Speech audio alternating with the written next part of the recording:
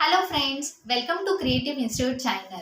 आज मी तुमच्यासाठी खास घेऊन आली आहे वुडन बीड्स पासून इयरिंग्स कशा पद्धतीने बनवल्या जातात.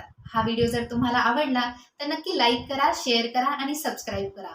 वुडन बीड्स जर तुम्ही बघाल तर हे आपण कारागिरांकडनं डिझाईन करून घेतलेले आहे.